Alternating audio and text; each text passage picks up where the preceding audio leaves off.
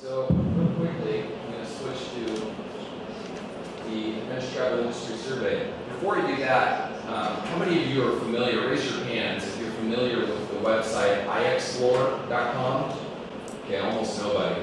So iExplore is a US-based website that sells adventure travel. There are two real large adventure travel selling websites in the US. One is away.com.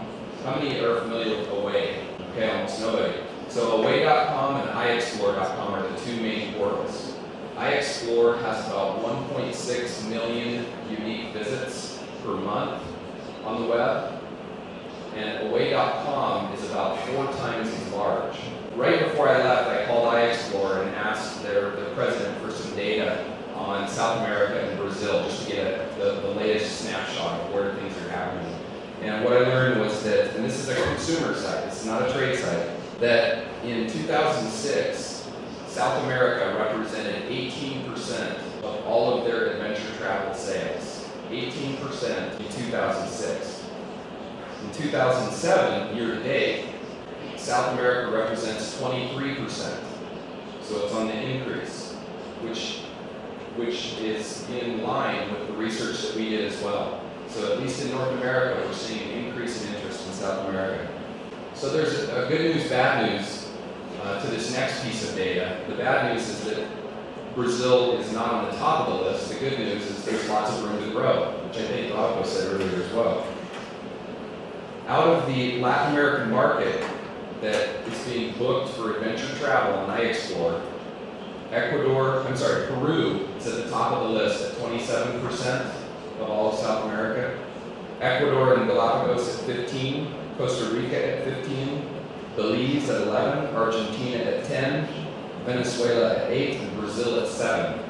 Now keep in mind, this is a US only market that is buying that product, but it gives you an idea of where the tilt is.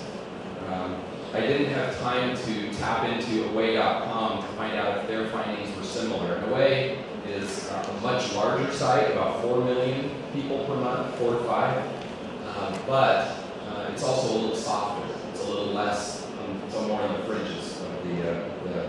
So this survey that we took here, we sent it out. Some of you probably received it in this room. We sent it out to about, I think, 2,000 tour operators around the globe, and also to adventure resorts. And we had 222 companies completed. So about 10% of the companies we sent it out to completed the survey. It's a huge survey. It took people about an hour to fill it out. So we got a few complaints from people who said, I'm not filling something out that takes this long. But what we wanted was real data from tour operators. What is happening? One of the side notes here that I'll mention is all the photographs in this were taken by members of our team. So this is not a marketing piece where we bought photography images from some bank somewhere, image bank. This is actually us and our team who have taken the pictures in this report. So this first slide shows who responded to the survey. And for those of you who are in the back of the room, 100 of the 222 were US, 21 were Canada, 7 India, and then it goes down from there, and then 2 from Brazil. So next year we want to see that higher from Brazil. And ATTA will actually be working with us this year to put this survey out to the Brazilian industry so that we can do some comparison of international and Brazil.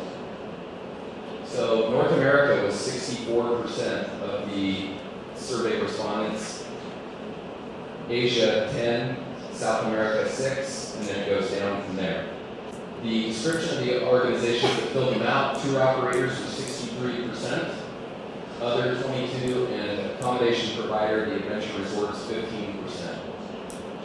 We actually, this slide is a little bit erroneous. We pulled out the other data, so that shouldn't be in there anymore. That's we eliminated that data from all of this data, so it's only tour operators and only adventure lodges that whose data is in there. So that is a mistake.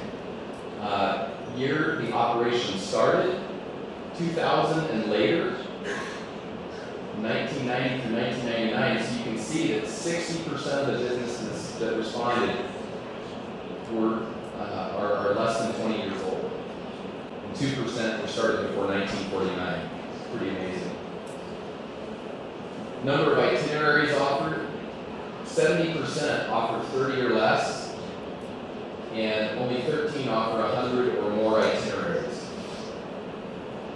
Guide to guest ratio, you can see that the average is somewhere between 4 and 8 customers per guide.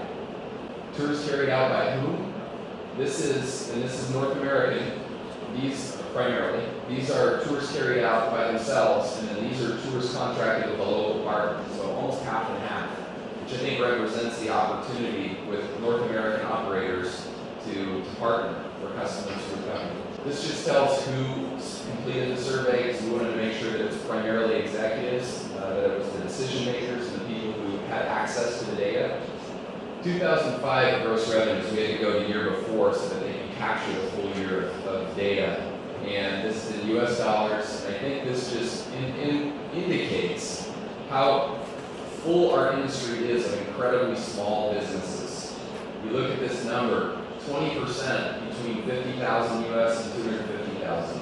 Only 9% hit the 10 million or more mark, which again illustrates that lots of small, what we call in the US mom and pop businesses, and that's the peak right there. The good news is that most people, 83%, saw increases in revenue last year. Anecdotally, as we've asked people this year what's happening, almost everyone says on the rise, increasing, adventure travel continues to increase. Destinations offered by these tour operators, North America was the highest at 13% of what they offered, South America was second.